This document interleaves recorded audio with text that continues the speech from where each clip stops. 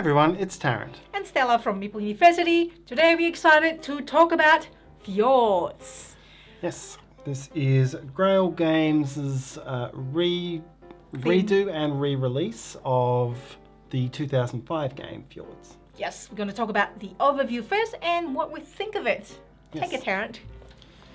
So, not everything in this version of Fjords is identical to the original release. It contains the classic rules, also has a couple of minor updates, which certainly do make it feel a little more modern. And art by Beth Sobel on this version. Yes, and the redevelopment was by Phil Walker Harding as well. So some of the extra stuff that's in there was by him. And of course, the original designer was Franz Benno Delange. The game is played in two halves. You start with this little island here. And in the first half of the game, the players are going to be expanding the island using these tiles and strategically trying to place their tents, longhouses, Viking longhouses out on the tiles. And so on your turn, you'll pick from the 4 tiles available here. You place it there and it has to be a legal one. Has to be matching. Yep, must place it in a way that all sides match perfectly. Then you may optionally choose to place a longhouse on the tile you've just placed. And then you replenish. And there are some placement restrictions. So as you said, everything has to match. You cannot make a new island. So if you've got a water edge, you can't make a new island pop out over here. It has to be done in such a way that it forms a single island. And this was a change from the original game. Originally this was more Carcassonne-y, where you would just take a tile and have to place it. Now you've got that more modern feeling where you've got a choice of a few. That's illegal. I just like, oh no, I can't do that because look, that's not what not to do because that's not matching. So you'll go back and forward doing this, placing one tile at a time and optionally placing a longhouse.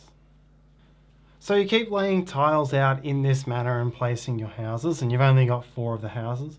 And the other, I forgot to mention, the other restriction is that when you place a tile, it has to adjoin at least 2 other tiles. You can't... Two sides of the other tile. 2 sides, yes. You can't... put it at the end of it. Place something like that, for example. Yeah.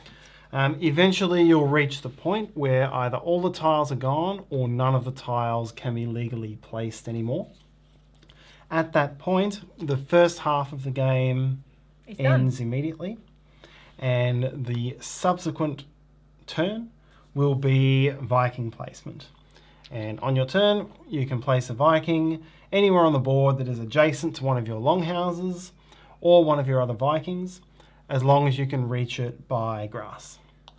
So this little section here is actually fully closed off by mountain, so only red can place Vikings there. But red will not currently be able to place a Viking here because can't get over the mountain. So you would go back and forward, placing Vikings. You've got up to 20 Vikings. You keep going until... And essentially when you're doing this, you're trying to block the other player's capability to place Vikings out. There will be no reason for red to place anything up here. At the start. At the start. Not until it comes to the end. Once you can't place Vikings any longer, your game is over, and whoever places the most Vikings wins. And that's it. Build it up, put your houses where they need to be, and then it's a simple matter of close off the other player's options until you're the only one who can place. Very interesting. There's not many games that has got like the first round is this, the second round is this. I can only think one game, which is I think Jaws. Jaws has got that. You know, the first is doing this, and then second when the Jaw player just like chasing the other players, or oh no, not that the on the board. You flip the board and stuff. So always interesting. Like you never know how it's going to turn out in games like that until when it actually does. So it does help to. This is not too hard. This is you can kind of like say, okay, you want to make sure that you block an area where you can place your own Vikings, and the fact that these are limited. So if you play too early and then there's a good area pop up later, then oh no, I don't have any more. So you kind of be really strategic in placing that and when to place it and where to place it. Yeah, especially something like this. You know, if you can get, again, you can't have separate islands, but you can separate an area of green with mountains. And if you can lock off an area or a little peninsula like that, it gives you a huge benefit Advantage. going into the second half of the game. It's very interesting. I was like, no, I like when it comes to Viking placement time, it'd be like, oh, which one do you want to place your Viking first? There's got to be a priority. Yeah. Like as Tarrant said before, obviously for red player, don't worry about this. No, you know, the other player is not going to be able to go there because of this is blocked by the mountains. Red player can place here freely. So deciding where to put Viking, which one you want to put the Viking first is really vital. Yeah. And of course, if you don't get all of your longhouses down before the first half of the round is over, half of the game is over, it just means you have fewer of them going forward. Because you can only place it during the first half of the game. That's the other thing as well. Do you want to place it, but then towards the end, oh no, you know, you still have one, you have to, I really need to place it. Do you want to place it now? Or do I want to wait for any better placement? So that's that sort of like that tough decision that you need to make in the game. It's really interesting. Overall for me, I liked the first 25% of the game and I liked the last 25% of the game. But no, literally the half... the last 50%. Then. Well, by duration. Okay, right. Because this was the worst thing about the game. Once we had our longhouses down, we have our... we've got most of the tiles and most of the easy to place tiles. But we spent a long time going through the last 10 to 12 tiles trying to work out, all right, where can one of these legally be placed? Is there a legal placement? Has this phase of the game ended? And that was much more chore than play. That's actually a bit tough as well for me to decide, like where, because this is quite specific. Because, you know, the placement, sometimes it's easy, but sometimes, you know, this needs to be that, this needs to be adjacent to this exactly the same one. Yeah, like right now, to end the first half, you would need to work out whether or not a legal placement existed for any of these three tiles. Yeah. And we haven't actually fully looked through to whether there is one or not. I can't see one. Yeah. Oh no, I can There's see. one. I can. You can I can't immediately. Yeah. Oh, there's one. So. Okay, I see. So we wouldn't actually have finished around there, but you know that was very It's a bit frustrating. tough. It really detracted from the game for me.